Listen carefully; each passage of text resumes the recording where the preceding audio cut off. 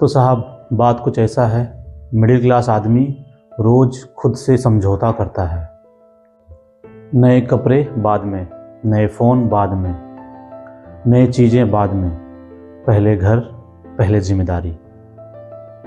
मन करता है कभी कि बस अब छोड़ दूं, पर फिर दिल से एक आवाज़ आती है, सद्दाम अभी नहीं। लोग इसे मजबूरी का नाम देते हैं, पर सेक्रीफाइस करना कोई मजबूरी नहीं होता।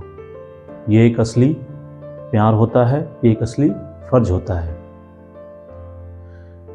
ये सिर्फ मेरी कहानी नहीं, ये हम जैसे उन भाइयों की, उन दोस्तों की है जो घर से बाहर कमाने निकले हैं, और उन माँ बाप की जो माँ बाप अपने बच्चों के लिए, उनके फ्यूचर के लिए और अपने घर के लिए रोज़ खुद से समझौता करते हैं। आज बस इतना ही, अगली कहानी कल।